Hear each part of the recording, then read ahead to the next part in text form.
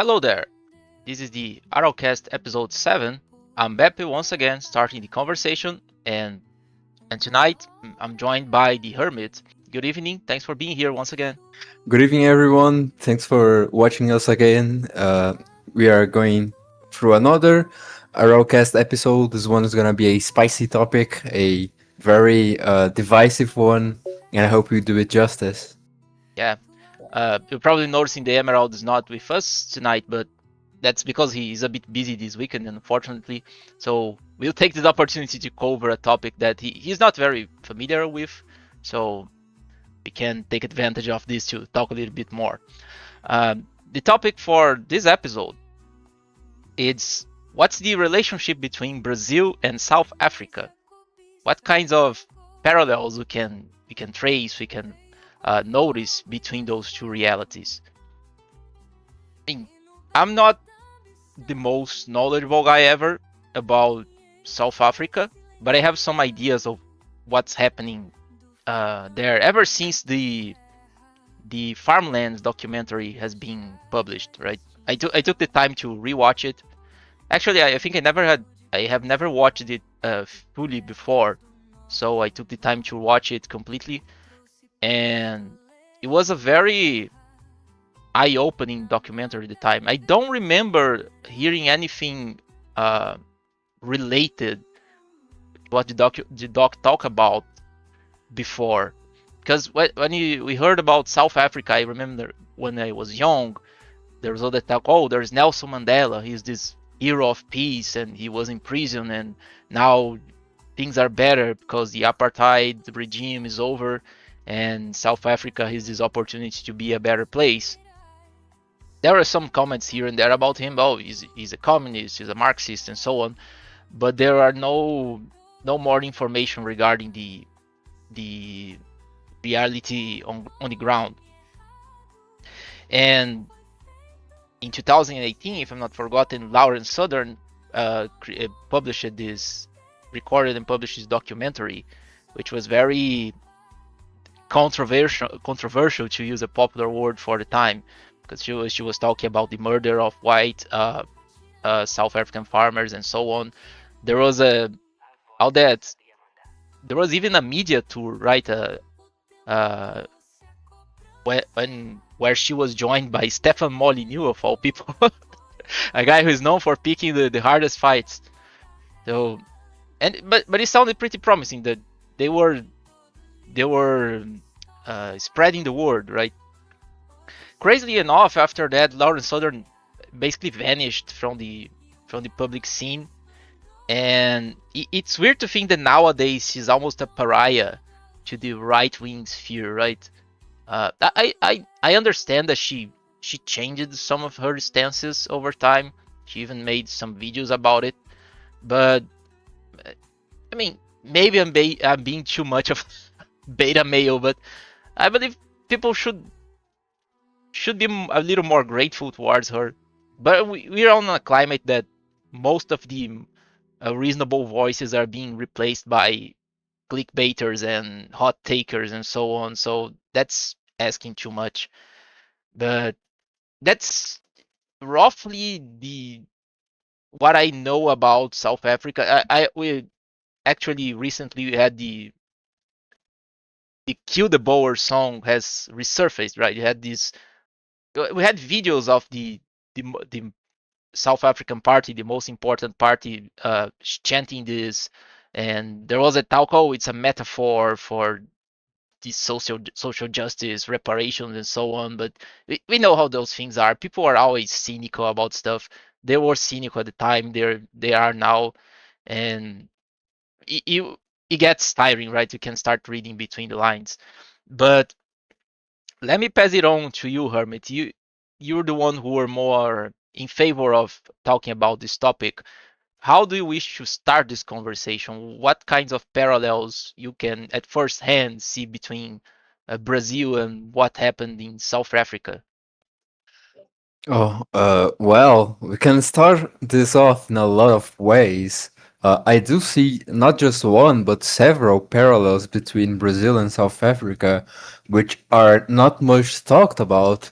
mainly because South Africa by itself is not very discussed outside of a niche group of English dissenters, but also South Africa still in Brazil is kind of viewed as in the same way as we view ourselves. So I don't know if there's a kind of projection going on, or more probably a full belief on the kind of boomer narrative about South Africa. And what is this narrative? The narrative is the Rainbow Nation. And for those familiar or unfamiliar with South African history, before South Africa became what it is today, it was the Union of South Africa, which was basically the Cape Colony, which was a British settler state, joining together with two Dutch settler states of Orange and Transvaal. Uh, but uh, also in this union, there happened to be two groups which were just recently migrated to South Africa, which migrated to South Africa at the same time as the Dutch arrived from the Atlantic, which were the blacks, if I'm not mistaken, the Xhosa and the Zulus. The Zulus are more famous, right, because of their leader, Shaka Zulu, the warrior. Yeah, so South Africa became this mix of several uh, races: the British, the Dutch, the blacks, and the different kinds of blacks, etc. And so during a lot of time, they had no political power, the blacks, and South Africa was ruled as a white only country, and there was a lot of tensions because of that. So eventually, the Dutch government instituted a policy of apartheid, which was kind of similar as to what the United States had going with their own kind of Jim Crow or segregation laws on, especially on the southern states. And but apartheid became famous the world around, especially, and we can discuss as how brutal or not the apartheid really was. But the thing that set it apart is that it was taking place in the 20th century, in the second half of the 20th century, in a white country. So it became kind of paradigmatic of the this last bastion of white imperialist bigotry. So it became kind of a big symbol for a fight, and a fight we had, and the communists and the Americans funded the guerrillas to overthrow this kind of hermit state of South Africa, which was in turn supported by places like Israel and Portugal and Rhodesia. So we have that. We had the apartheid, and then we get the mythos of the liberation of South Africa, but by this coalition of goodwill by Nelson Mandela to create a state which we could call the Kumbaya states, which is everyone holds hands together, no more apartheid, and we're just going to be a racial democracy.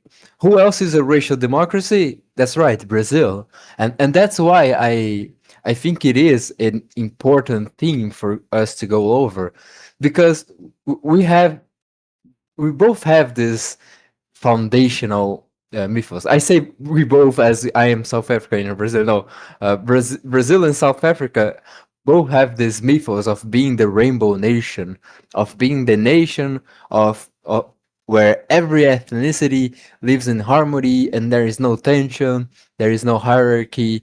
We're just one big happy planet Earth, and we are just one big human race.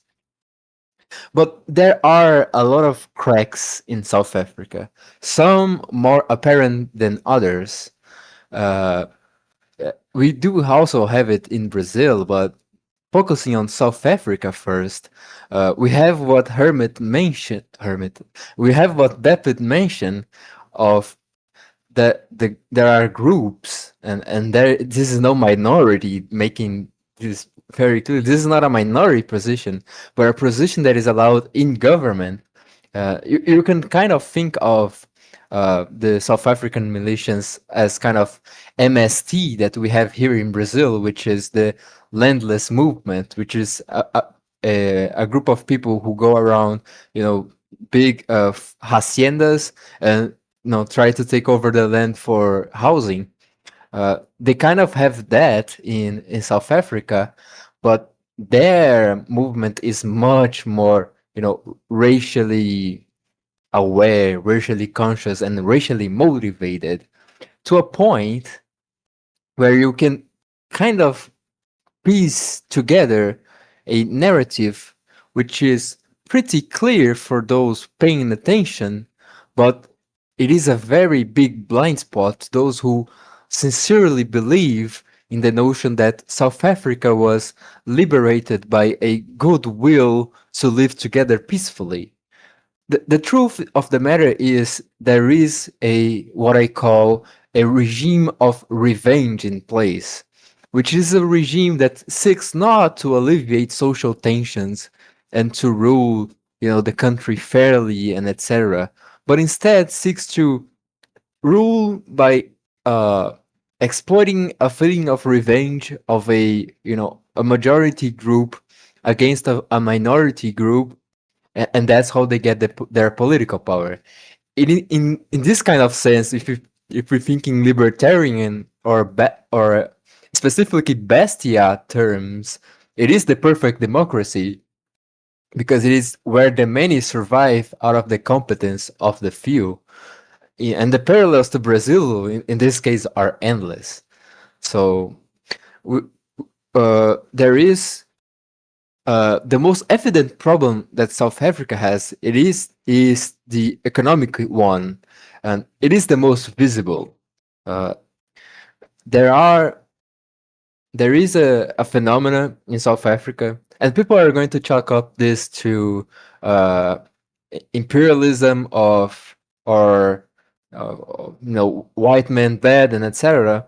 But there is this phenomena that the whole productive economy is run by a handful of white people who have the competence and who can run the country, but on the other hand, the political power and the violence action and the spoils of the country are going to this mass of unproductive or semi unproductive black people.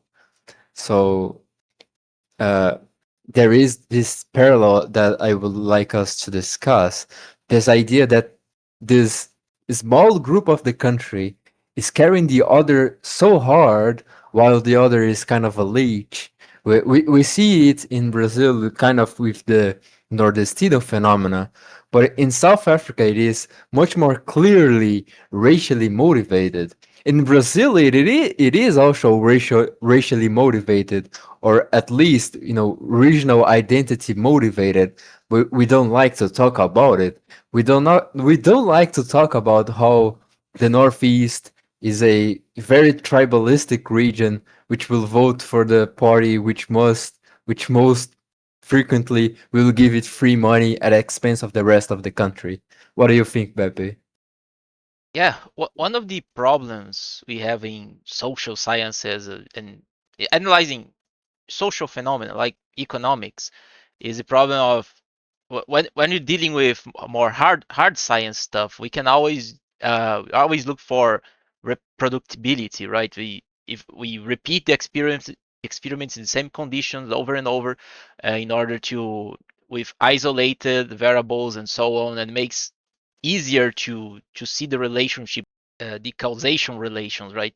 When we're dealing with social things, so social phenomena, is harder because we cannot duplicate the word, right? You cannot create two earths and here we change one variable, here change other, and we compare the results. But in this case, is one of the closest we have to have those two different those two different samples changing only one variable.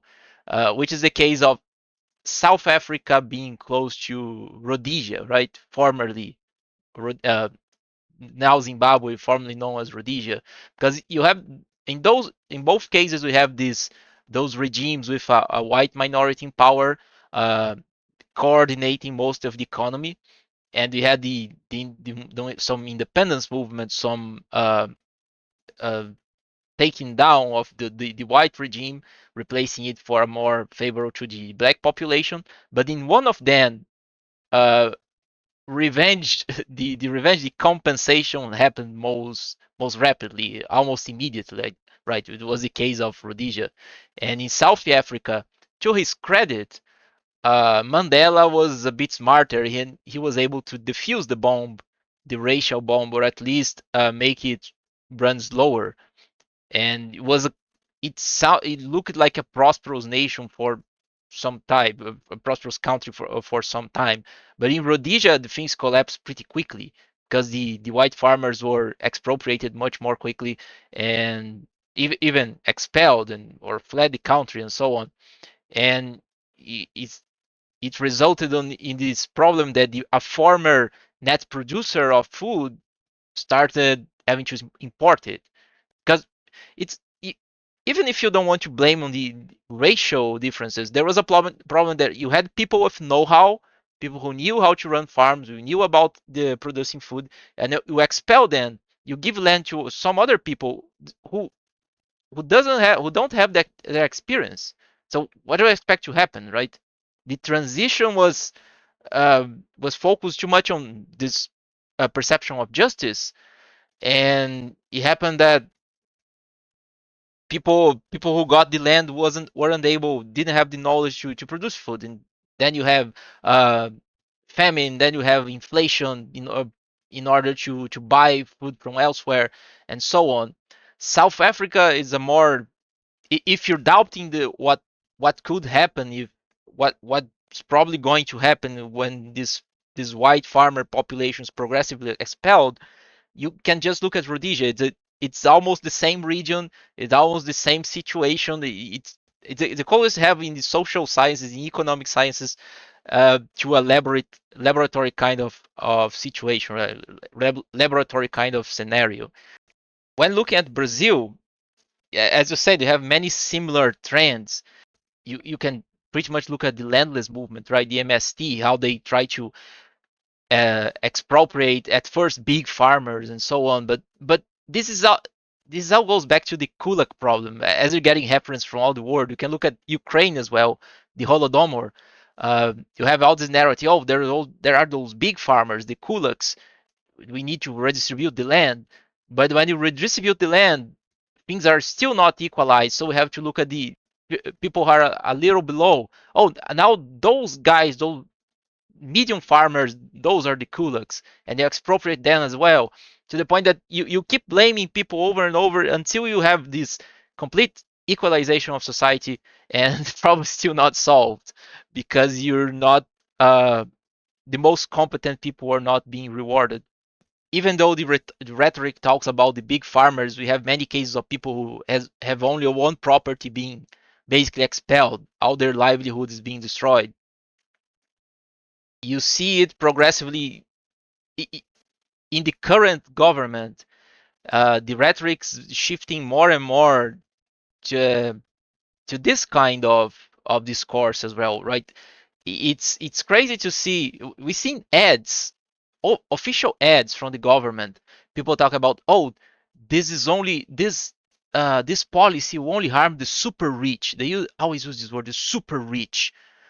Uh, but in a country where if you earn more than 5,000 reais, our currency, you're basically, I believe, on the top 10% or something. It will be pretty quickly, pretty quickly someone who earns that, which is not much. You can live I mean, you can sustain yourself, but you won't live a super comfortable life, a luxurious life.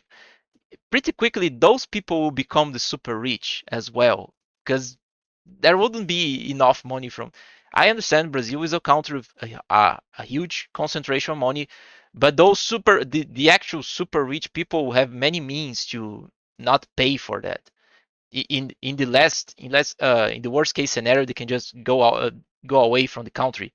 So this middle class, as always, they will end up paying the price. And together with this movement, this more social economic equalization process, social economic compensation process, we have the racial component being attached to it. Because when you look at South Africa, always you had this black majority, right? Because they were not necessarily always, but after the Zulu migrations and the other tribe that I forgot the name, Souza. Xhosa. Thanks. Yeah. You had a black majority in the country. So when you have this process of the end of apartheid, you already have this majority of non-whites that will end up getting more. Uh, will end up getting, proportionally speaking, more representation in government if you want to be fair and just. When you look at Brazil, you have this a bit different reality. When you have whites, you have blacks, but you have this huge mixed race component of the population. We can say it's the majority: mulattoes, caboclos, cafuzos, and there's a third denomination. It's the mixture of the three. I think is Jussara, maybe, not sure. Uh, that you have this issue that bring some ambiguity to the problem. Oh, okay, you have whites, which are not necessarily all slave owners. No, some of them are late migrants and so on. Even the most the people from the oldest stock are not necessarily slave owners. It could be just liberal professionals and so on. You have the blacks, where in the most part are descendants from the slaves. But then you have this huge mixed population, which brings ambiguity, and to some extent, you can say it uh, amortizes the problem once slavery ends and so on, because it makes things hard to it's hard to take revenge, let's say, when you don't know who is who, right? But currently, recently, there was a process that started weaponizing this mixed race population, right? The browns, the pardos, as that you can call that a term, more generic term, you can use. Because we talk on the episode regarding the myth of Brazilian identity, we focus more on the one of the the racial narratives we have in Brazil, that everybody is the same, right? Everybody is mixed race, everybody, so there's no difference. This denial of difference, to the point that you actually define a Brazilian as nothing, right? A Brazilian has no definition. Brazilians, everyone, anyone can be Brazilian. But on the other hand, you have those two competing narratives. On one hand, you have this complete mixing, this homogeneous mixing, and on the other hand, we have you can call it's a imported a more important narrative, a more foreign narrative, projection of uh, American narratives on Brazil, when you try some way to divide the entire population between whites and blacks. And in this process, you take the the mixed population, the brown population, and you you create some criteria to say who is black, who is white. I recently had an issue regarding this. A researcher uh, may published his graduate uh, his graduate work regarding his graduation work regarding what she called partitude, right? The brownness, something like it, saying, "Oh, okay, we have blacks in Brazil and you have the browns. They are a different group." And so, and if she's facing a lot of pushback, because in the view of those pressure groups, those black identitarian groups, um, it's a form of denying the process through which the black population has been whitened, right? Oh, the browns have to be black as well. They have to retain their black identity, because um, if we concede to this brown stuff, we're basically accepting how the population has been whitened. It was a project, I which is a narrative was never fully I never fully bought, because there was when you look at the imperial Brazil, there was no, even from the crown, there was no urge to carry on to make this process happen, right? Most of the late migrant population, there's narrative, oh, the late migrants were this attempt to make Brazil more white and so on, but I would believe that if those people were going to the more populated areas to make the population of the huge urban centers more white, but they most of them ended up going to the some demographic almost voids in southern Brazil and other regions, so to pretty relatively isolated communities and so on. So, I mean, I'm going on a tangent, but regardless, uh, you have this process that on one hand you have the perfect mix, and you also have this other narrative, which is the the binary distinction of the population. You take the browns and you classify them as whites or blacks depending on convenience. That's the proper term. If you have a brown guy who has a good standing in society, if he get a good education, has a good salary, okay, he's white. If he's in a peripheral condition, if he's in a unfavorable condition, he's black, because you have to create this match between the socioeconomic condition and the official race, so that you can create this narrative, right, of this perpetual racism. And through this process, you create your black majority, right? In the US, I believe you had a different process because they don't have a mixed population. To, they don't have uh, a huge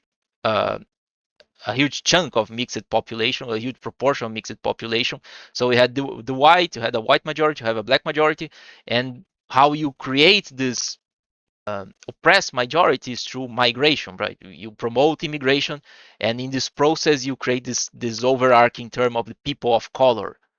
And by using that criteria, if things go as they in the same at the same rate, I mean maybe in 1 decade or less than that, the US will be majority non-white. You have a majority of people of color, quote unquote, and you'll probably be able to enact the same start, not necessarily start, because this is going already with DEI and so on, but you probably will be able to accelerate the process the same way it happened in South Africa.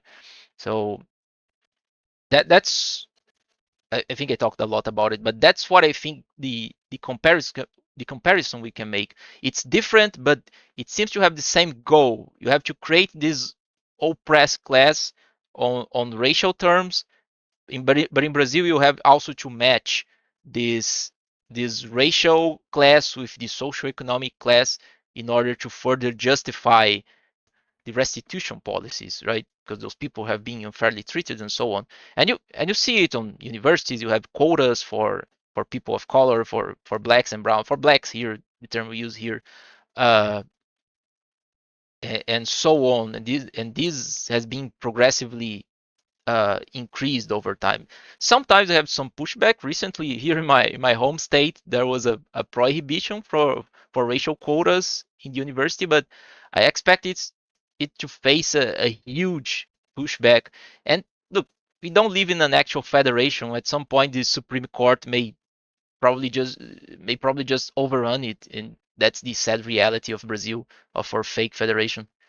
Yeah, I think you touched on a lot of points. Uh, I just wanted to bring attention to one, which is this kind of politics of revenge.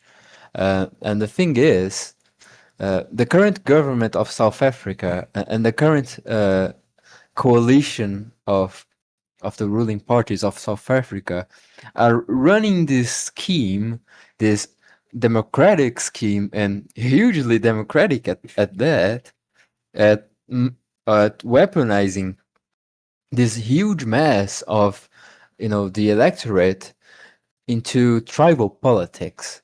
And this is a key point, I feel, because we are used to this idea, I mean, by we I mean this we as kind of westernized western minded people, although we as Brazilians are not, properly western, and you guys can watch the Is Brazil Western episode, a little self plug doesn't hurt. uh, but uh, we are not Western, but we are kind of, under the American Empire. We got, very Americanized, at least me and Beppe, when we were young and etc. So we do have this Western idea that people are going to, cooperate on a large scale out of goodwill. And that is simply a trait that is not universal, but uh, restricted to a very small subset of the human race, that being uh, Europeans and their descendants. So when you go to a place like South Africa, where the majority of the population is not European descent, and it is black descent, you get this cultural shock. It is not as shocking to us that a place like Uganda or the Congo is rife with tribal politics and local warlords and family corruption and etc. I mean, it is not as shocking to us. It is shocking to us in a sense that we wouldn't want to live there, but it is much more shocking to us a place like South Africa, because we see the two kind of regimes coexisting. And South Africa used to be uh, uh, one of those exceptions to the ideas of liberal cosmopolitanism. Uh, Apartheid South Africa was one of the last states in which a white majority drew a line on the sand and said, "No, we are going to preserve our identity. We know that black majority rule will mean our dissolution, our end. It will lead to revenge politics. It will lead to tribal politics." But the whole world was against South Africa. They built nuclear weapons. It didn't help. That goes to show to the sovereignists that maybe nuclear weapons are not the silver bullet that we are looking for. And South Africa was uh, subverted by both the USSR, the communists, and by the Americans.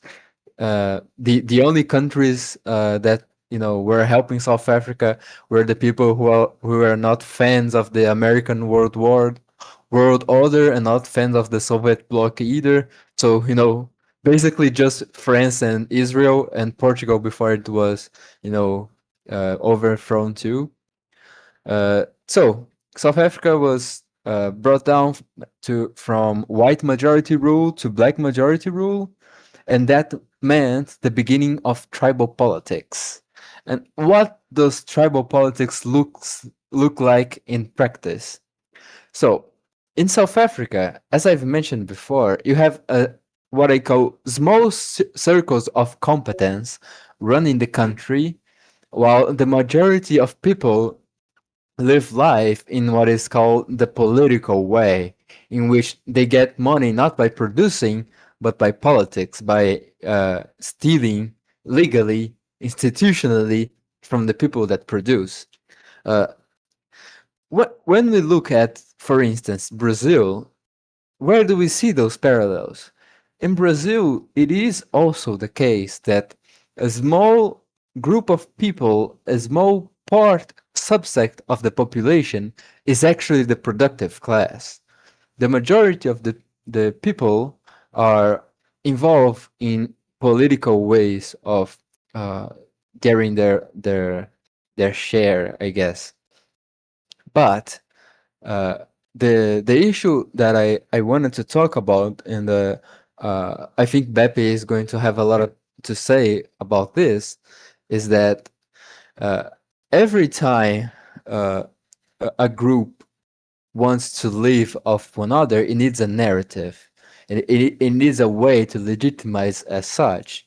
Uh, Under empire rules, like the Roman Empire, it is just might makes right, or you can say a little later on, it's a more civilizational effort or whatever.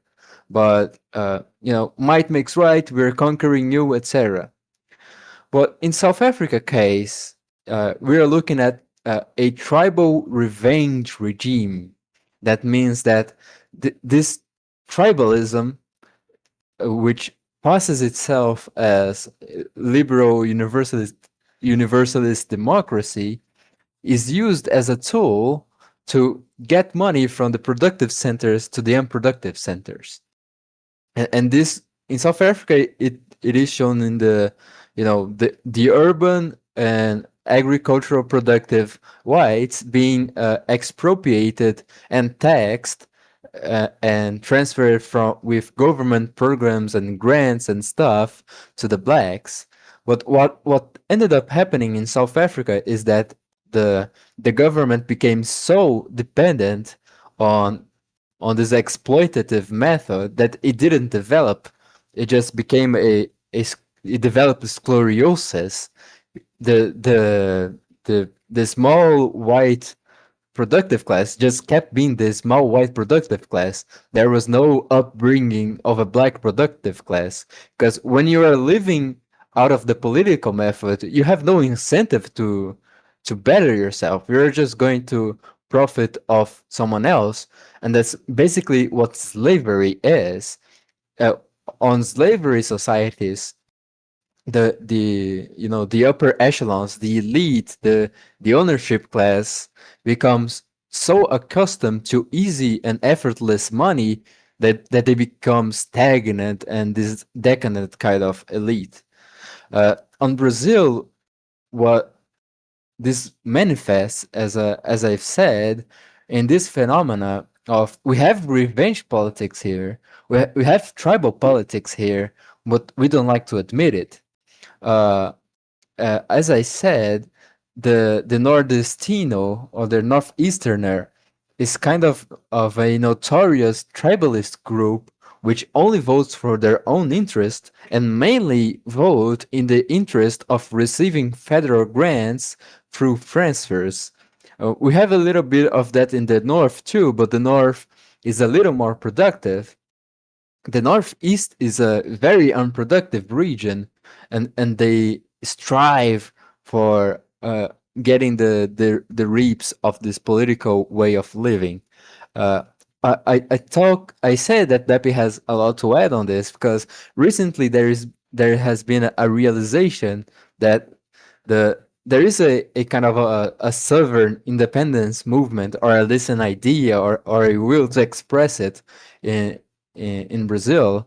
But every time the the border keeps growing, and the meme is that the each time they keep adding just the productive states. So they add São Paulo, which is very productive. They add Minas Gerais, which is very productive. They add the agricultural productive regions. So you see that in every tribal way of thinking, you are always going to try to have your people live out of someone else's effort, be it by politics of revenge, be it by politics of conquering, but there is this impulse to make someone else pay the bill while you're just sitting on your castle or on your hut, just spoiling out of someone's. And we don't talk about this in Brazil, mainly because our government is run by that.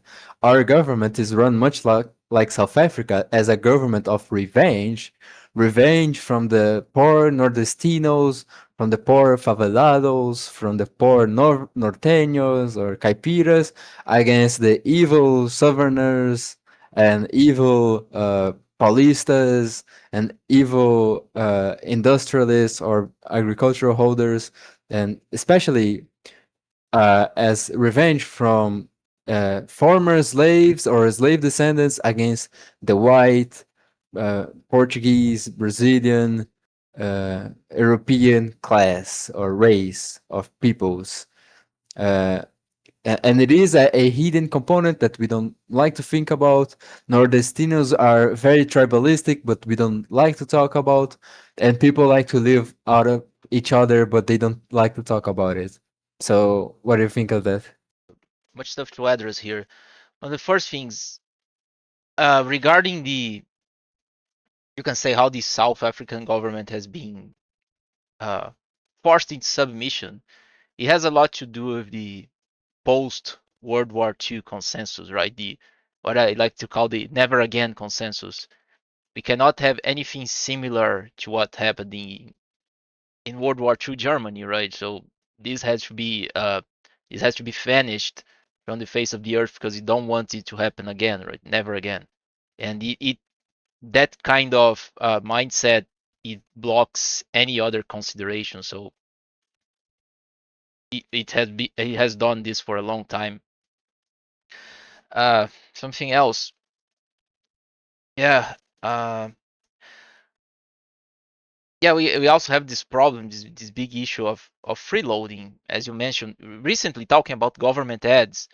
There was this. They keep getting progressively more bizarre, right? You see this. There was this ad of a woman super happy looking at all the government programs, and now then were of the all of those programs were welfare programs, right? Oh, you had this you can get money for this and for that and so on, and see, oh, look how the government's beautiful. You can get all that stuff, and you cannot ask. If you just ask who's paying for it, you're just one of those, I don't know what people would call you, uh, those neoliberals or something like it. Uh, they the current the current Lula's term dropped all the pretenses of governing for the entire nation, because the previous ones in 2002 and 2006, and from his successor as well, there was even at least this pretense of, oh, let's govern for everybody, but they have realized that people from a sector of society, a part of society, will never accept them. So they have gone full throttle in simply saying, okay, we have our support base and we're going to benefit them completely. We are following the completely definition of politics as punishing our enemies and rewarding our friends. So the revenge politics have gone full throttle here, but it's subtle, right? In the typical Brazilian way, in a typical, even you can say, Latino way. But I see the the Spanish Americans as more direct. Brazil has this disarming way of doing things, that everything is super passive aggressive. Even those two narratives that I mentioned of the perfect mix and the racial and the binary divide, they are also a way to disarm you, because you cannot notice race because everybody is mixed, everybody is a mestizo.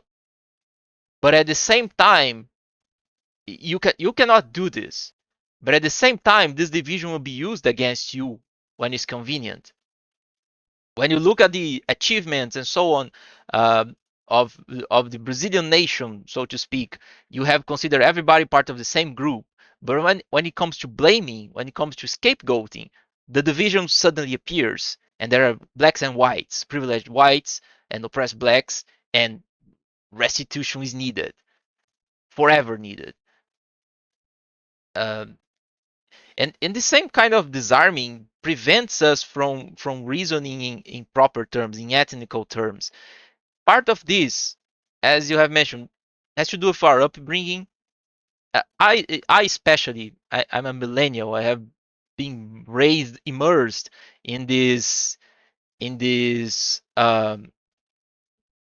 complete harmony narrative, right? To the point that it's hard for me to this day to talk about that stuff. Maybe I'm more able to do this than the average millennial because I have been a pretty isolated kind of person. But even for me, it's hard. Not necessarily because I feel afraid of the repercussion, because but because I know I would feel bad about myself.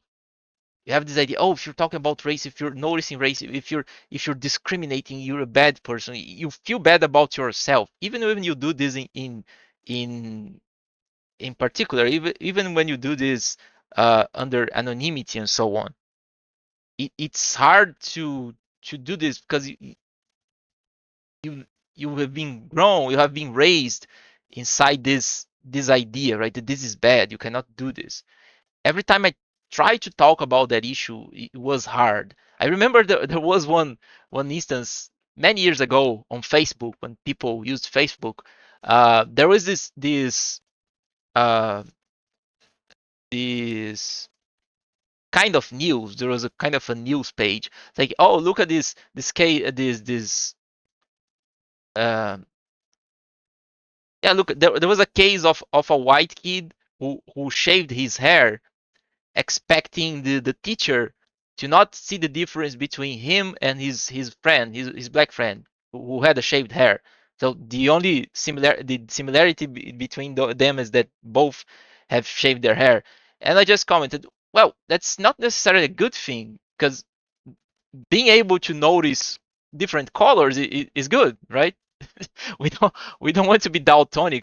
We don't want to be unable to look at a board at a stop sign or so on, and don't be able to differentiate red from white or something like it.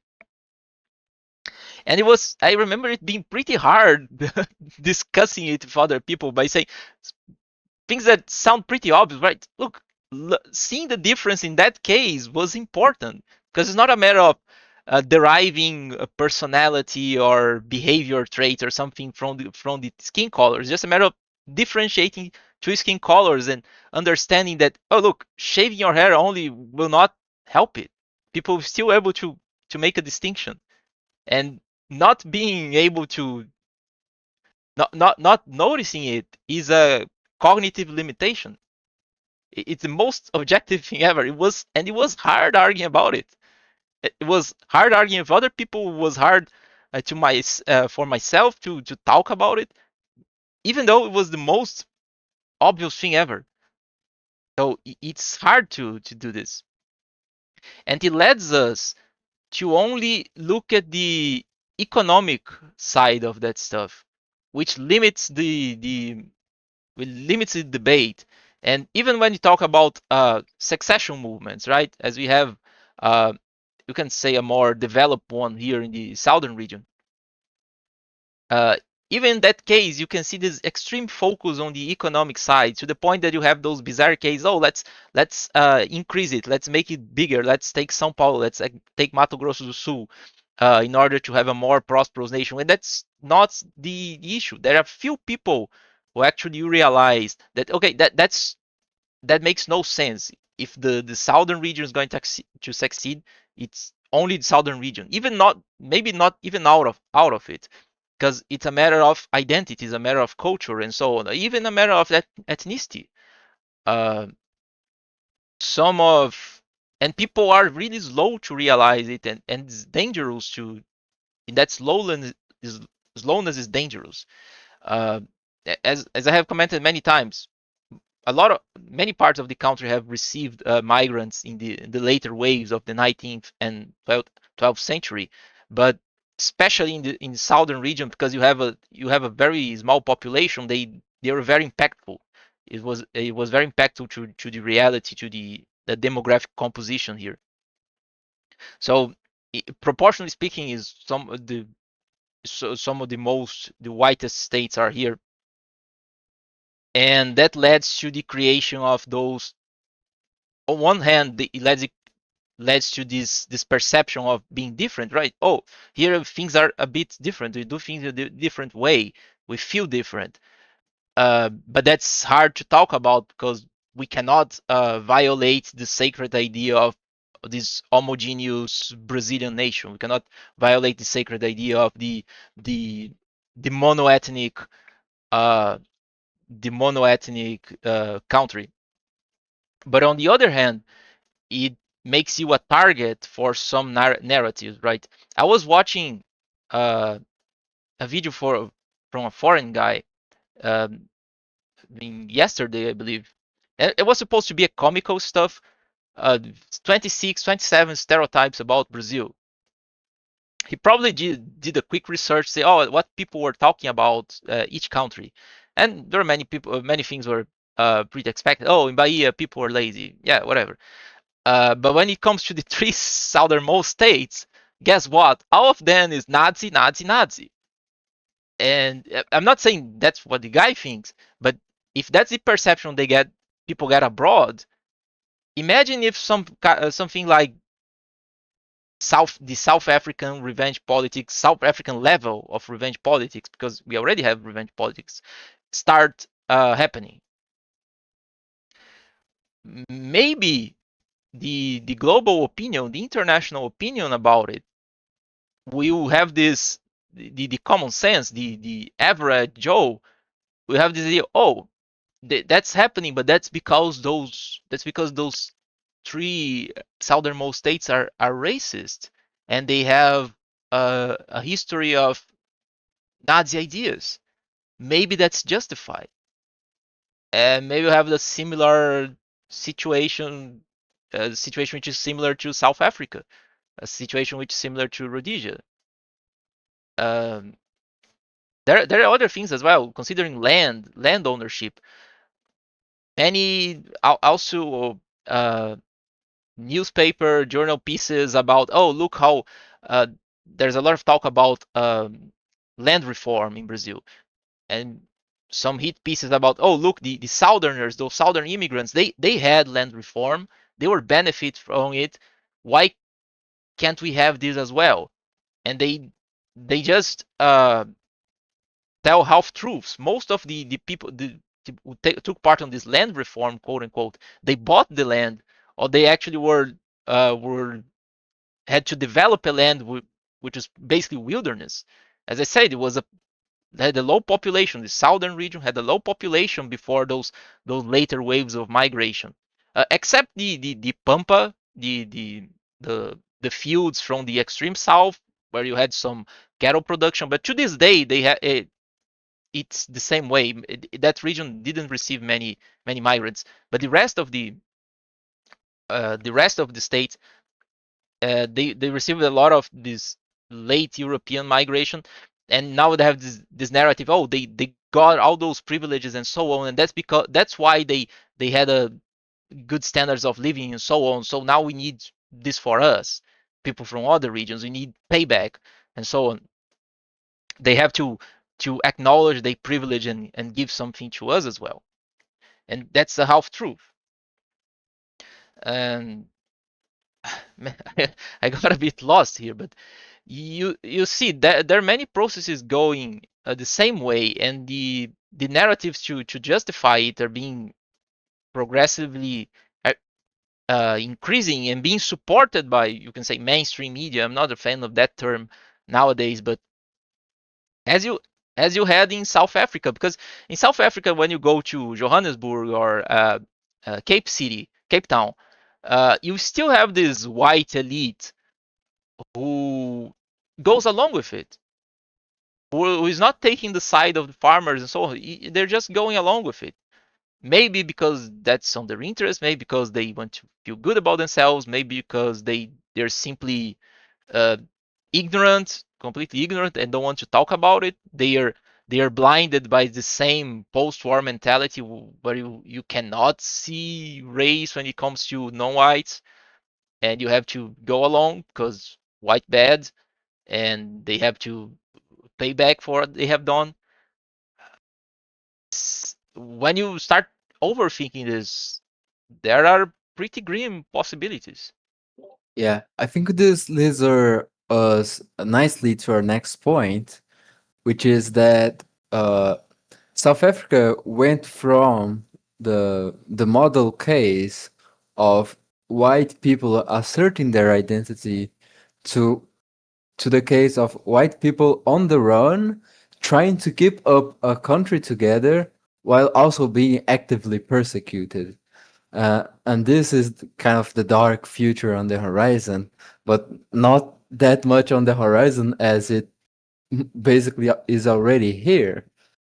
Uh, uh, what I talked about previously is that the nordestino is kind of the great tribal politics kind of faction in Brazil, but there is also a much more pressing issue and a much more growing issue, which, as Beppe said, and it kind of flew over my head, but it is, I think, the most important issue is the kind of the favela culture, which we talked about previously, which is developing its own tribal identity, is being added to the ranks of the victims or the proponents of revenge politics. So increasingly more so, there is a mounting coalition against, we're gonna say it as it is, against white people, against productive people here in Brazil, and this is only going to keep growing in this sense because the favelas are just going to keep growing. The unproductive class is just going to keep growing. Uh, and this leads us to the next topic that I wanted to generally talk about. It is this kind of a survival mindset that you know we don't really think about it on these terms here in Brazil. Depends where you live. If you live near or in a favela and you are not a favelado, you are not a actively unproductive and destructive member of society. If you are an actual upstanding citizen which does your productive work and contributes to society, you are already kind of in this survival mindset. uh, South Africa has a lot of this because they are actively besieged, uh, and they have developed this what I call fortress mindset, which is this idea, or at least this expressed will of having to survive this onslaught of people who are hostile to them. In Brazil, we only think of this in a kind of in a criminal manner. uh, we have a big issue with crime here in Brazil. In South Africa, this is much more divided on racial lines. The crime committed is a lot more tolerated by the state and viewed as a much more restitutive act of revenge politics. uh, and there is a risk, not only a risk, but the first sparks of this in Brazil. Uh, and people who live in favelas, as I said, who are productive members, already live on this fortress mindset. And what is the fortress mindset? If you look at a South African house, uh, is it a normal house?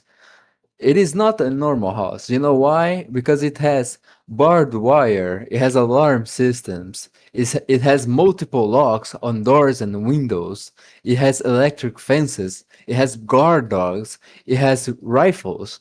And wait, what are we doing here? We are not in World War One, but that's the reality that you have to do to survive uh, in a tribal politics, on a revenge politics kind of country.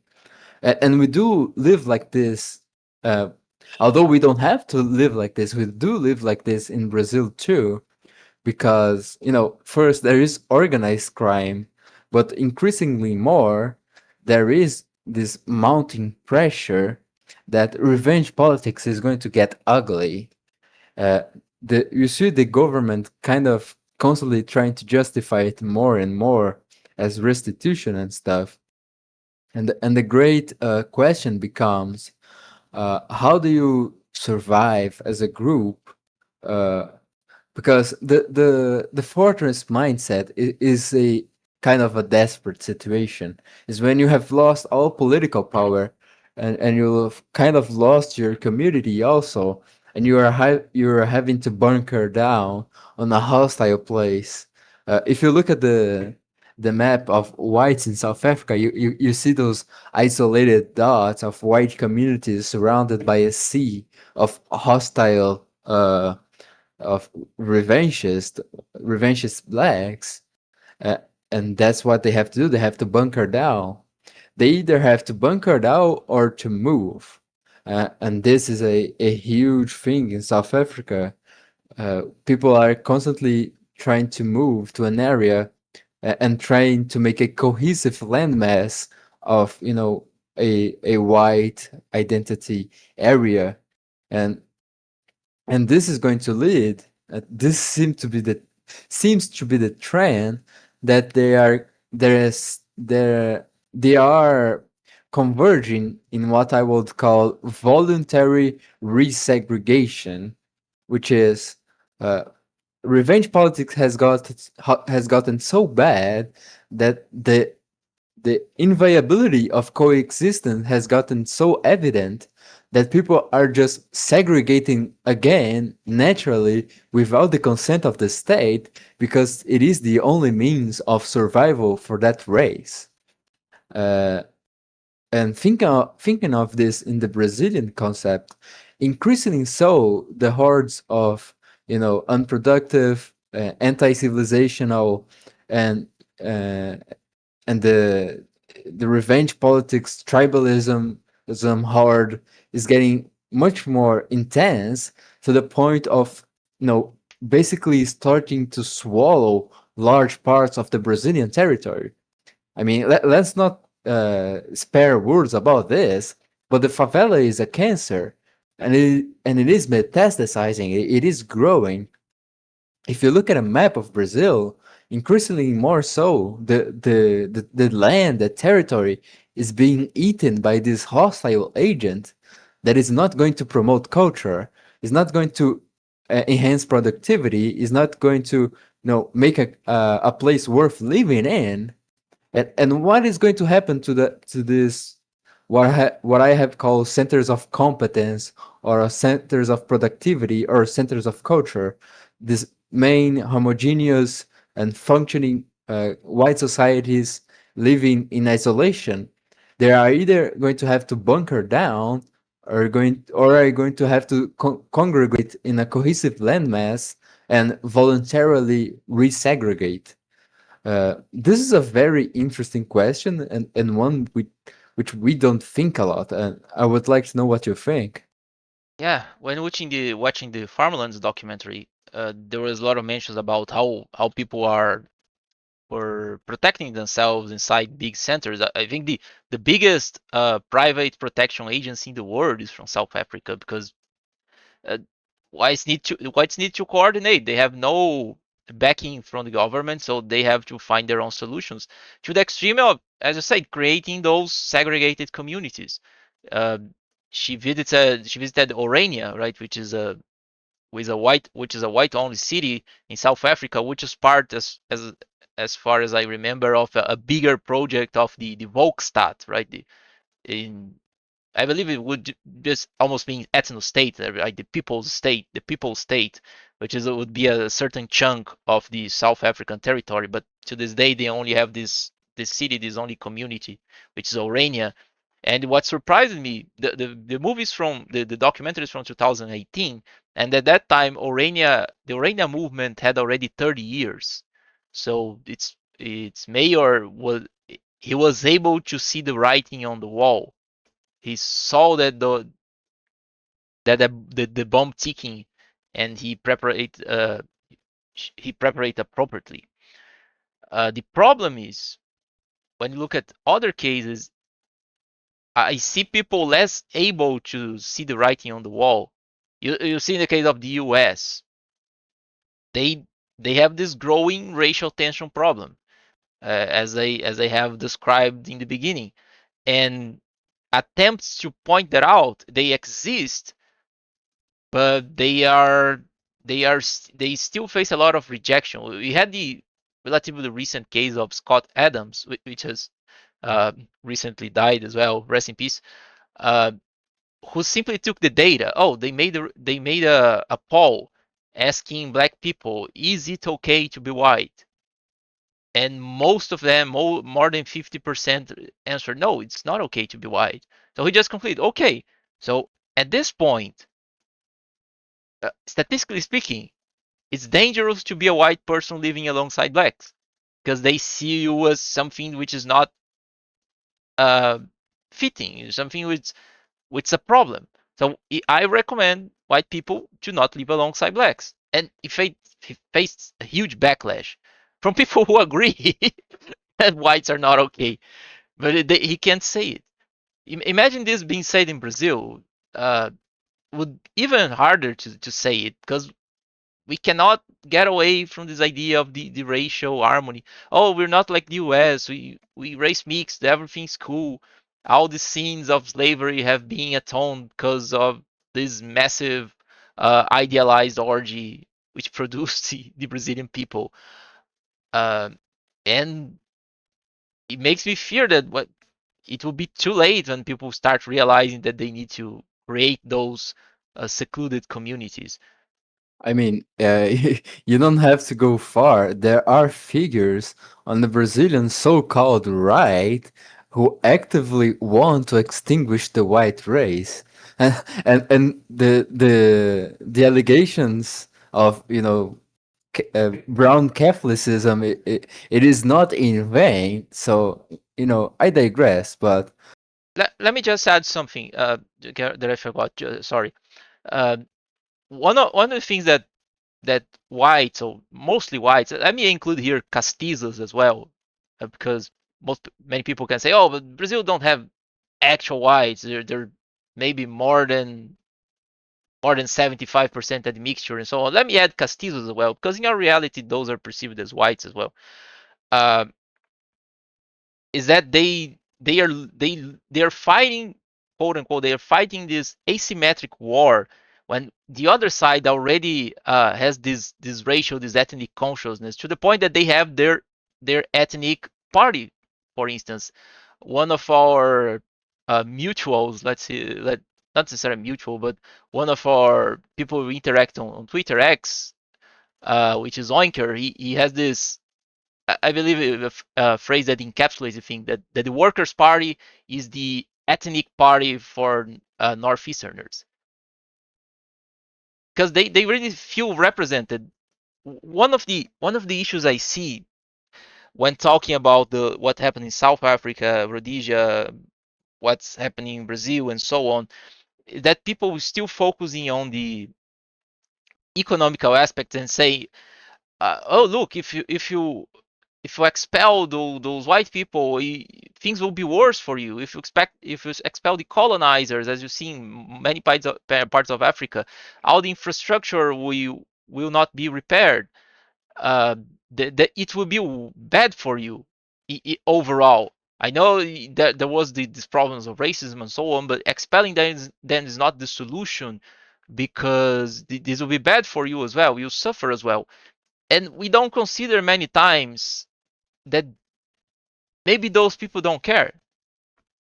Maybe revenge is more important, and that's understandable to some extent.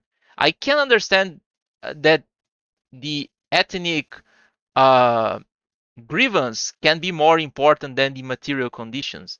Imagine, for instance, that there are people in Brazil who cheer for, oh, imagine if the US invades us and they'll develop us. There are people who fetishize about it, but it's a small minority, especially after the Maduro takedown. And but think about it. Imagine if the U.S. invades Brazil and takes over and colonizes us, quote unquote. Maybe they improve things. Maybe they bring this Protestant work ethic and things improve for everybody overall. But and you have this free competition and a lot of Americans start uh, start filling prominent roles of leadership and so on. This can this can be overall, it can be economically, materially speaking, favorable to us. But it's pretty expectable that some kind of resentment will grow because you see those people. Oh, they're taking over. They're being in their culture. We're becoming second class citizens. We always see them in those higher positions, and uh, it becomes some kind of humiliation process, even though we have material prosperity, and this accumulates over time. So I somehow understand uh, people from colonized places having this grievance, but at the same time, the problem is that the the whites in question, they do not realize it, they don't want to believe it. So we have this asymmetric warfare. It's unthinkable for whites or castillos in Brazil to have an ethnic party, for instance, because they do not realize that the other side already has it. It's crazy. Yeah, and it comes to the religious aspect as well. As you mentioned, that's some that's some that hurts to say, because I'm at least nominally a Catholic. I not say I'm non-practicing, but I'm not the best around. But there's this very noticeable phenomenon that Catholicism in Brazil, it's almost an ethnic religion as well. Is the brown religion, and by extension, it's the not necessarily the black religion, but it is the brown religion, and many traditionalists, quote unquote Catholics, buy this idea, and they believe that the Catholicization of Brazil involves the erasure of white people. It's and many whites do not notice this, or they don't want to talk about it. I wish we were exaggerating this, but there are actually a non insignificant amount of traditionalist, so called traditionalist Catholics who actually propose ethnocide in Brazil. I mean, this is no joke, guys. So, anyway, I think you're spot on this, and this kind of circles back to our to my opening statement about that whites are consistently the least uh, racially aware people there is. They are the most willing to cooperate on large scale, and this is in part given by the fact that white societies can cooperate in large scales. They are very functional societies, while other societies, mostly from the third world and mostly in Africa and pre Columbus Latin America, these civilizations are very tribalistic.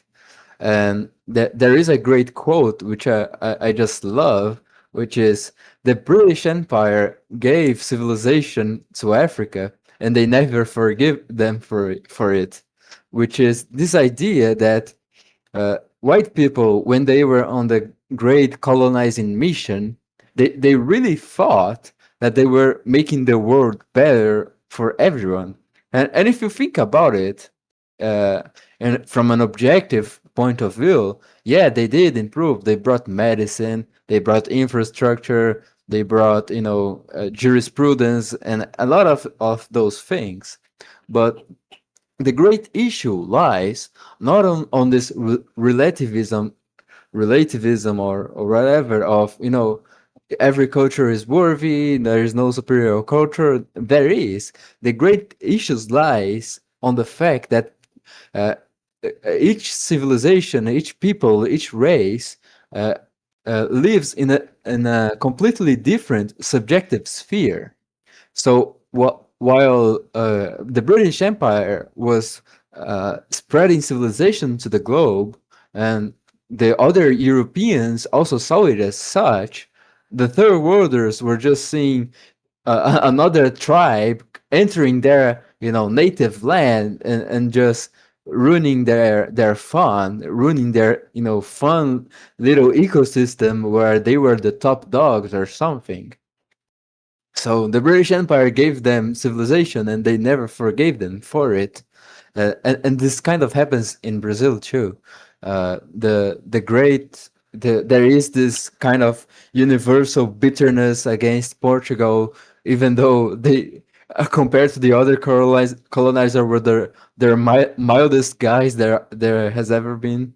And and in modern Brazil, there is this resentment towards successful and productive states and country and states, cities, peoples, races that is increasingly more tribalistically aware, as you have pointed out extensively, uh, mainly from the Workers' Party, which is, as me and you have talked about, this very focused on the tribalistic aspects of the Nordestinos, and also increasingly more so on the favelas or the favelados.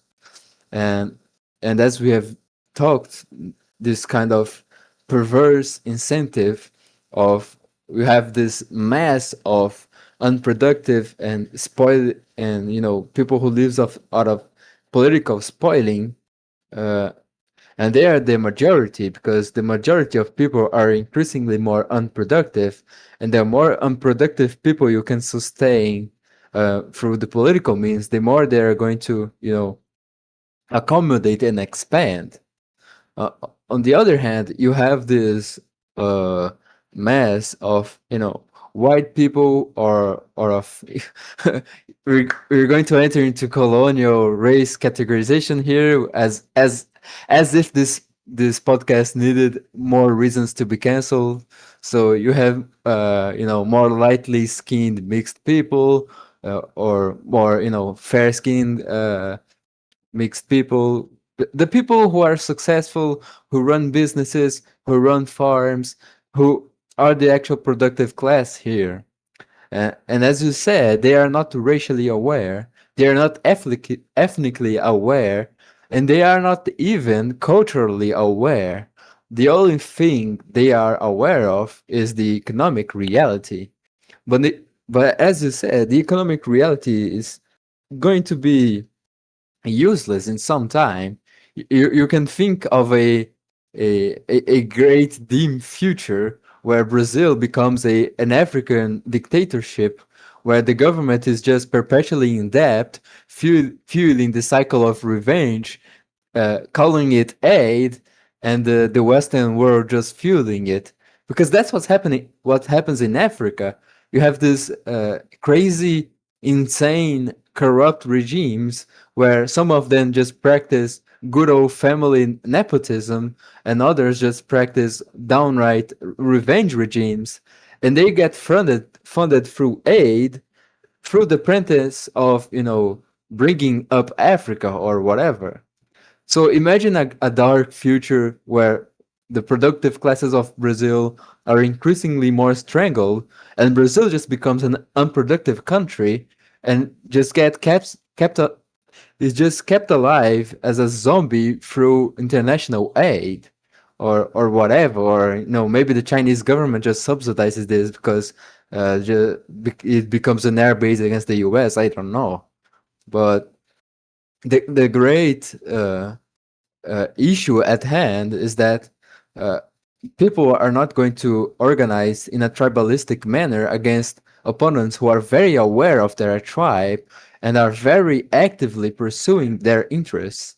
So the parallel to South Africa here is that South Africa was the shiny example, maybe not so shiny, maybe a little dark or greedy or whatever your sensibilities lie, but of a people who are trying to preserve their own interest groups. And we could say the same about South Africa for the Anglosphere. South Africa was trying to preserve British culture, and the Anglosphere never forgave them for it. More accurately, Dutch culture, because the Afrikaners are more Dutch than British. But I digress. Uh, so the South Africans were tribally aware, while the rest of the white world were trying to sing kumbaya with the people who are also inherently tribalistic. Uh, so yeah, when you give up tribal politics against a people who are tribal politics, you just lose, because in a democracy game, there is also this point, because the tribal politics, once you are a minority, becomes a very nasty issue, and you better hope you have good organization and good cohesion, because it is one thing to be a Boer in South Africa while you are an aware minority which is exercising power, which has a concise elite and is focused on the objective of self preservation. It is a whole other thing to be out of power. Your enemies are tribally aware and are actively trying to remove you from power. It is a whole much more nasty and undesirable situation to be in. And in Brazil, we are on the kind of latter situation. The people who are, being spoiled and not the spoilers are outside of power in a large sense, are not aware of the tribal realities, and their opponents are very aware of the tribal realities. So we have that. Yeah, and this lack of awareness makes us unable to even talk the proper language. There is this comment by Julie Borowski, my waifu, uh, sorry, uh, talking about the BLM. You have this Black Lives Matter movement in the US, and there are people who answer this, no, no, but all lives matter in this typical liberal white colorblind fashion. And she made a comment which I find pretty interesting, saying, "If your spouse comes to you and say, 'Do you love me?' Would you answer her, 'Well, I love everybody?'" They don't just make her more upset. That's not the point. And that's the issue when you try to use this you can say Western white liberal worldview to people who do not adhere to that and talk to them in those terms, you're just making them angrier. You're just looking weaker. And if there's one thing that you have to keep in mind for everything on your life, is that appearing weaker invites aggression. Appearing weaker invites violence. You can say, "Oh, people will attack me if I look too tough, if I look too brute, and so on." But that actually discourages aggression. If you look that you're easy prey, if you look that people can get away by harming you, by bullying you, and so on, they are more prone to do it. So people keep talking this language of conciliation in a from a from a colorblind, from a liberal point of view, uh, they are not helping the issue, and we see this a lot. Or you still see a lot of this. Some people can wake up a bit, but uh, there are many millennial and boomerish and Gen X mindset still dominating the conversation. Yeah, there are some other things to talk about here about South Africa in relation to Brazil, which is this idea of the loss of the hierarchical race. We have kind of mentioned this in the myth of Brazilian identity, but again, we have returned to this idea of a center of development and a periphery of people who take advantage of it. But it also happens on a cultural and racial sense. Uh, in South Africa, this has manifested through the Boers, which used to be the great beating heart of South Africa, now being reduced to another white oppressed minority. Uh, this has happened in Brazil too, and it is kind of not kind of, but directly linked to our loss of identity. Some of that oppression, it's not even uh, I mean, you can say that it's never justified, but sometimes it's completely made up or almost completely made up. But when you look at South Africa, the Boers, they are not they were not the elites in power when you had the apartheid regime, right? It was a British colony at that point. The Boers even fought the British two times. There were two Boer British wars, so they were these more hinterland people, and they are put in the same group as the British for the simple fact of being white. But maybe if you want to take revenge, if you can think about a justified revenge, would be against the British government, the British uh, the elites from Cape Town and Johannesburg and so on, but those are the who suffered the less. The people who are suffering the most were the ones who were not even creating the regime, the apartheid regime in the most part. But you have to, regardless, you have to create those narratives as false as they are to keep the process going. You had mentioned the exploitation and the grim future that Brazil can have by, through this process. And the problem is people who practice this equalizing restitution, they will never go back. They will never recognize that mistakes were made. When you're talking about university quotas, I remember when this started getting traction. There was all this suspicion. Okay, but how do we evaluate this? Is there was no criteria since the beginning to say, oh, can we test this, see the results, and then see, oh, look, that didn't work out well, so we'll reverse this process. No, this never existed. So what happens? You create the university quotas. People enter the university. The starting expectation was, oh, those people will enter the university. If they are not fit for it, they'll just get out of the course. It's all okay. Probably some people will need to spend more years studying for the exams and so on, but things will equilibrate by themselves. But that's not happen because if you get people entering the university through those quotas, those racial quotas, and not performing well, politically speaking, would be pretty bad to go to the public and say, "Oh, okay, we're reverting this program because people are not performing as expected." You need to make it work uh, on the surface. So what you do, you reduce the overall level of of the of the education in order to keep those people in the core, in order to keep those people in the institution so that you can show them with diplomas and so on. So you reduce the overall level. You always keep making things worse in order to keep the equalization process going. It's a variation of the Kulak problem, right?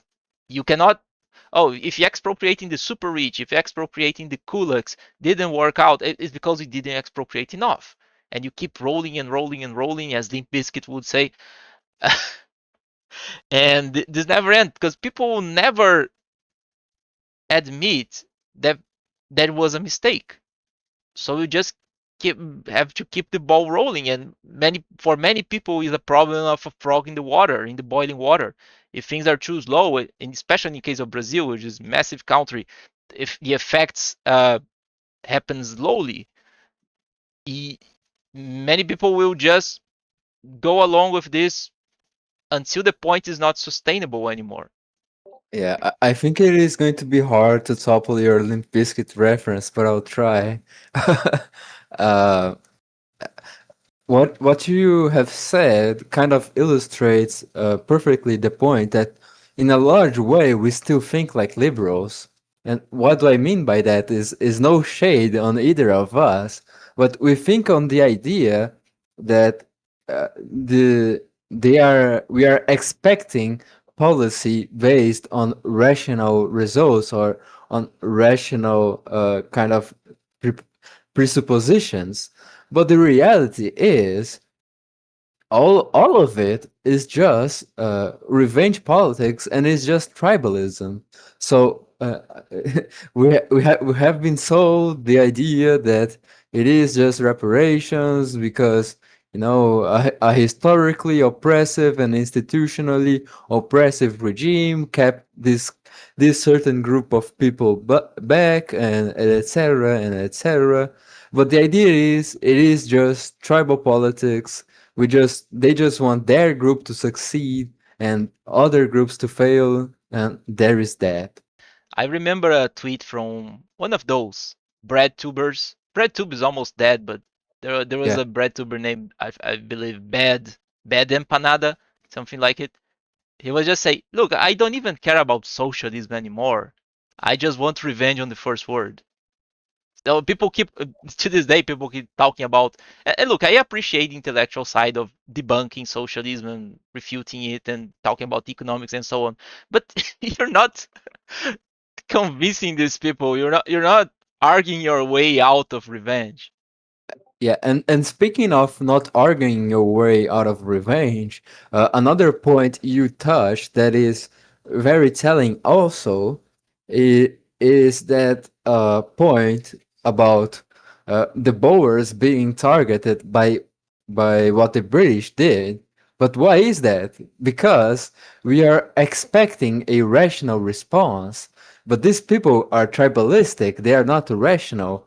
So what does it matter to the Nordestino who actually is getting spoiled, who actually is getting robbed?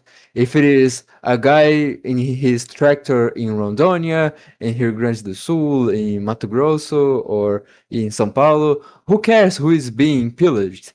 As long as the machine keeps turning and the money keeps getting uh, handed free in my pocket, I don't care. They really do see you all as the same.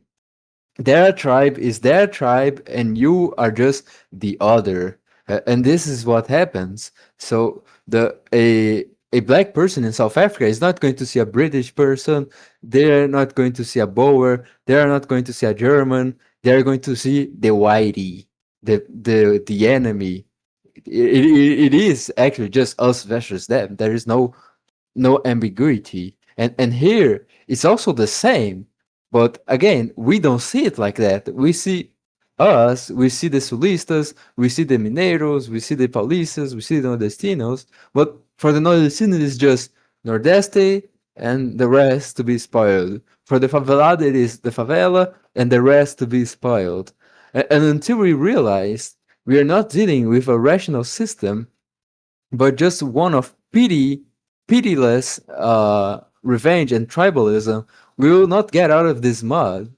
So it really is a need to shake down people's minds to realize you are not going to convince people to, no, I'm not like them. I'm a liberal from an apartment in São Paulo. I am not an evil farmer from Minas Gerais. I'm a cosmopolitan, guys. No, he's just going to see you as another whitey, as another Sulista, as another, a bank to be robbed. Yeah, this distinction, it works only in positive ways when talking about, oh, look at the diversity of cultures in Brazil, in the positive manner that's a good thing to do. But when it comes to being targeted, these distinctions, these are only serve to disarm you.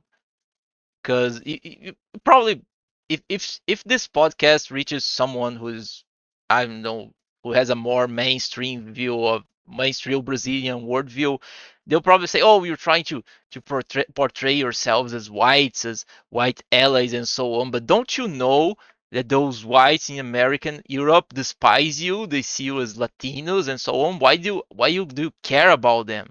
And but the problem is when it comes to the Brazilian reality, when the same person, the same hypothetical person needs an scapegoat, we become whites. So we need to care about it, because when it comes to blaming someone and to expropriating someone, we are pretty much whites in this case. The distinction, the over distinction between, oh, this, you're just 70% white, you're a castizo, you're a Brazilian is different from a European, a German is different from a French, a Brit is different from an Italian, Italians are not necessarily white, and so all those distinctions, they only matter when it comes to disarm you and not see you as part of the target group. Yeah, exactly. And increasingly so, people and pardos included in this, or mixed people are increasingly going to be included in this. So if you think, no, I'm just a pardo, I'm just a mix, I don't have to care about race. Do you think your your your mixedness or your paradismo is going to matter when deadly nordestino favelado nortista machine is going to come to take over your house, your city, your bank account or whatever, it's not gonna care. You're just going to be another white, and whether you take pride on this or not is up to you. Whether you defend your culture actively or not is up to you. If you want to stay in the nihilistic uh, position of indifference, I'm not going to care about race because I have no race, because I am a universal Brazilian. Fine, do that, but do that at your own peril, because when the push comes to shove, you know, they are going to see you for what they take you, not what you think you are, not as you think you are this kind of universal Brazilian. They are going to see you as a very particular thing, and that particular thing will be in opposition to them. Once again, Kulak problem. Melanin Kulaks. Yeah, that's right. Maybe this episode is being it sound a bit more extreme. We don't have Emerald here to to to temper He's not us. here to curb our autism. Yeah, that's true. He has a different kind of autism. All of us are have our particular forms of that. But Yeah. he's a more, I think he's a more chill person. And speaking of the Kulak issue, it is very analogous because, once again, a communist regime is not going to say, "Oh no, this guy is just a small holder. Oh no, this guy is a medium-sized holder. Oh no, this guy is related to someone." No, they're just going to say, "Oh, you guys are farmers. You're all going to get lumped into your big collective farm, and you're going to like it, whoever you are or not." Uh, People joke about the friend enemy distinction, but when it comes time to actually realizing who are your friends and enemies, they get shy. They know we can say they are our enemies. They are our fellow countrymen. Do they see the same way? Do they actually see it the same way, or do they see it as a sort of revenge, or are they paranoid about you? You may not be paranoid about them, but if they are paranoid about you, are you not going to do nothing? We are accustomed to think this in the place of individuals because we are a very individualistic society. So if you have a paranoid schizophrenic who is just on a crazy lunacy theory that you are out to get him or that you owe him, in your house, your piece of land, you're not going to sit idle. You're going to call your police. You're going to tell your neighbors to help you, defend yourself from the lunatic. From an individual standpoint, we understand this, but when this is done through politics, institutionalized, and sanctioned by the federal government, we are shy to take collective action because we don't want to be seen as the bad guys, even though they are seeing you as the bad guy and they are coming for you institutionally and heavily and collectively, but you are not defending yourself. And that's the reality of Brazilian politics. You are just not defending yourself. You're just letting it happen because you don't want to be an identitarian. The great boogeyman of Brazilian politics is the identitarian, and it is in the whole of the West, I guess. Uh, but maybe the price of not being an identitarian is too high. Yeah, I remember some years ago there was a lot of talk against, oh, identity politics, identity politics. It's almost like authoritarianism. Maybe it's well intentioned, but the way they use the words, it sabotages a lot of reaction. If you villainize identity politics as a whole, you also villainize the reaction to it. You also villainize the kind of reaction we're talking about. If you villainize authoritarianism, you villainize authority, which could actually be a good thing. You could be an authority in a certain area and so on. You are you're if you're anti-authoritarian, actually you're just promoting this what is it proper this chaos, this lack of order, this lack of authority, this lack of leadership, and so on. I'm a very uh, I'm a fan. I'm supporter of the idea of expressing your personality. If you think we're sounding too collectivist here, I'm so big support of the idea of expressing your personality and being yourself and showing your difference, your particularities, and so on. But realize that the environment where you can do this, it has to be built by a community. So if you want to be an individual, to show you're individual, if you want to be individualistic, you actually have to find an individualistic community, right? You have to find people to support and to support people who support you. Uh, to some extent, you need to be you're not being a collectivist, but you need to be a communitarian in an individualistic sense in order to protect yourself. Many people do not respect your individuality, and you won't be able to fight back alone against this.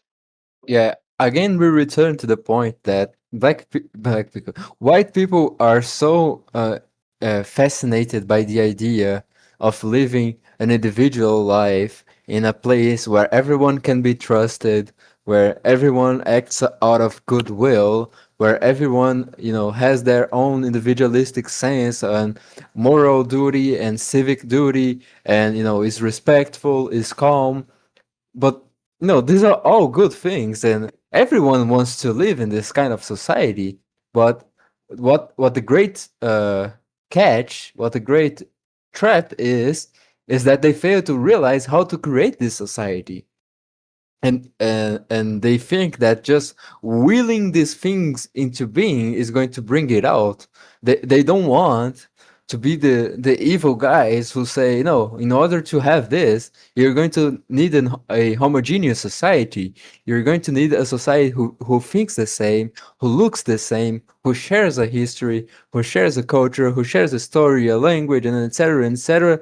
Then you will have a society, or what we call the fabled high trust society.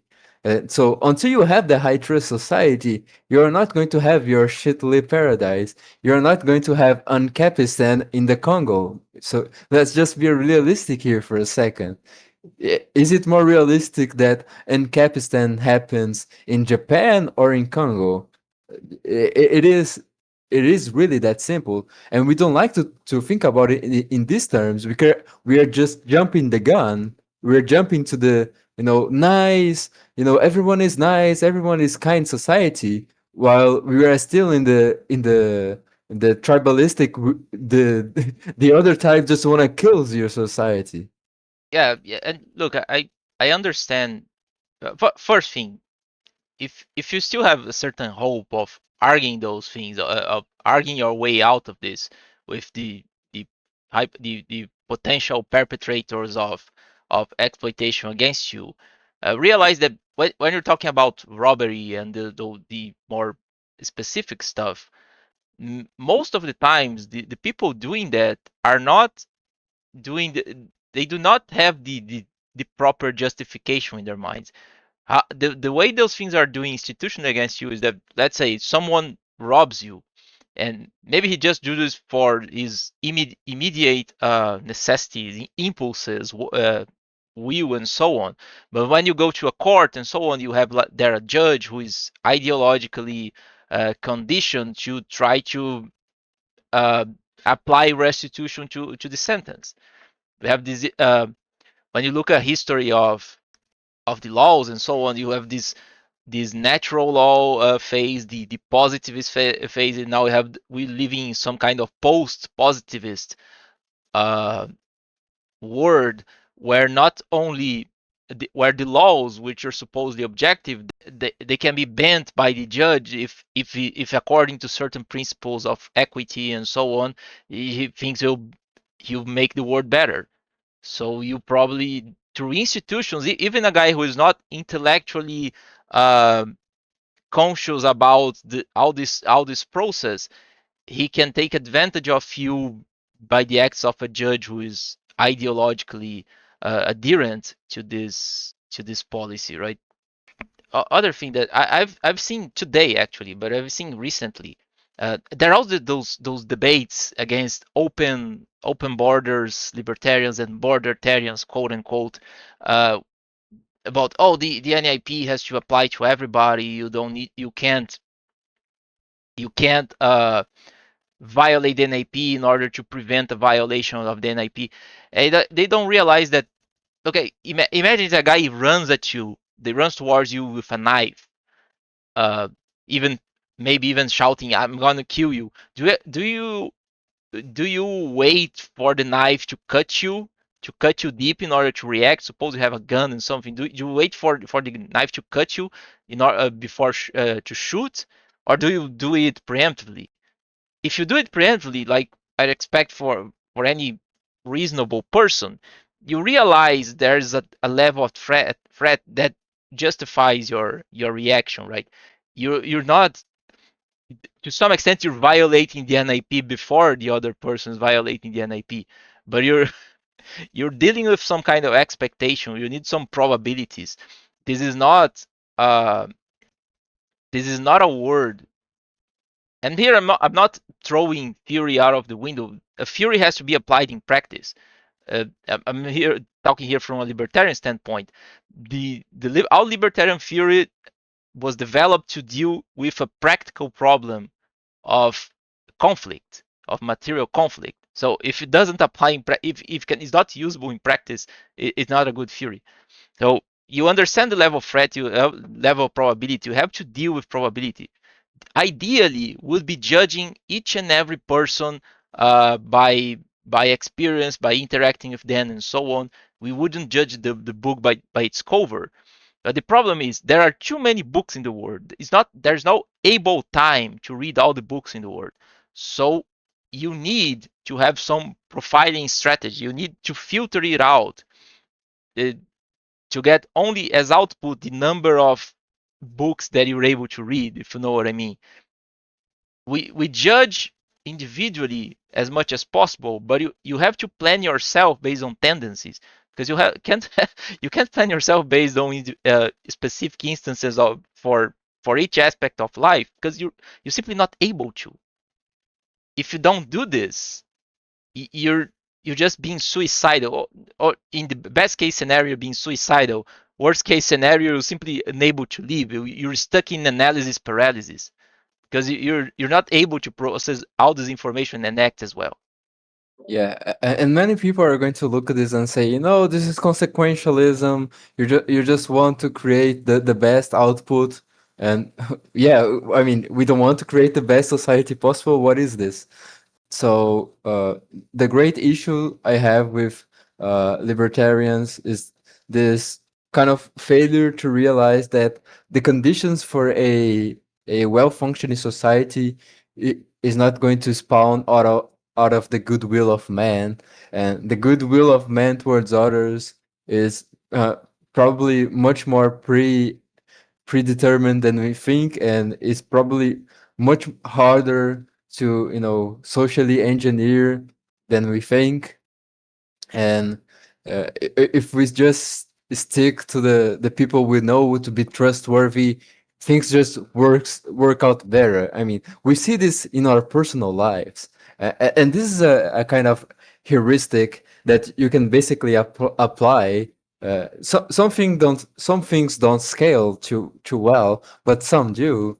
But when we think about our close associations, uh, the people we know are going to work out better for a certain task are just predetermined. I'm speaking of this in this manner. Imagine you are going to create a software company, you Beppe, and you are presented with 10 candidates. Five of those candidates are nerdy guys who wear glasses and are wearing an Apple T-shirts and are rambling about something called Python or etc. The other five guys are just some hobos you found on the street and are, I know, lighting up a crack pipe. And who is going to be the best to run your computer business? We think we know this answer is intuitive, but for some reason, through magical, Aristotelian or Rothbardian magic, oh, we don't know how to create the perfect end cap utopia. There has to be some secret here, guys. It is not a secret that there are peoples who are actively sabotaging civilizations, and there are peoples who are, trying to build it up. Uh, and this doesn't have to be a great issue. The great issue is making people realize that. And I think this is going to be the great question for the ages, at least for the right wing for the next couple of years, is how to wake up people to the reality that fundamentally is going to be us versus them from now on for us, because it has been for them for at least 80 years, if not more. And I think our episode today kind of illustrated that. Yeah, and if you want to keep going at the more autistic theory stuff, remember that even inside libertarian theory, you have some components which are more deductive, more apodictic truths, and so on. But when it comes to economy, remember that every economic endeavor is a speculative one, right? You always have to guess. You have always to rely on intuition and test. You cannot escape from this. So look at the tendencies and plan accordingly, please. Okay, I think the I believe we exhausted this topic, but we're reaching 2 hours of episode, so I think we stop at that. Sorry if I became a bit too exalted here, but this is a serious topic. I actually wasn't expecting to have so much to talk about it because I honestly wasn't comfortable with this topic, but there's so much to talk, and those are all real issues, and so many people ignore this because it sounds bad. It sounds like we're just importing talking points from somewhere else, but no, we don't live in a different dimension. Brazil is not a different dimension. We are part of the world. There are some aspects, there are some processes we see around abroad that uh, can be manifested here as well, and you need to be aware of this and get rid of this nativistic sense that, oh, here things are different. Here we have this magical spell of light-hearted a light-hearted way of dealing everything, so we never have, I don't know, racial wars and so on. Stop thinking you're so special, please. But that's it. Sorry if you're listening to this and this is you're agreeing with us. Sorry for all the bashing. Maybe that's not meant to you, but we're addressing a broader audience here. But that said, uh, I really wish to thank you people who listened to us during this episode. Maybe a harder pill to swallow this time. So if you stuck to us, I'm really thankful. And look, we're not doing this just to be edgy. We're not saying this just to be for the shocking factor. Understand that we're really trying to bring serious conversations on all episodes, but this one is a bit harder, bit harsher, and we really want people to be conscious about the reality they live in, and plan accordingly, and look for appropriate realistic solutions. That's really necessary. So I also wish to thank the Hermit for participating in this episode, bringing all his insights and information, and that's it. Thanks everyone for listening to us, and until next time, don't forget to like and subscribe as well. Yeah, thanks, guys.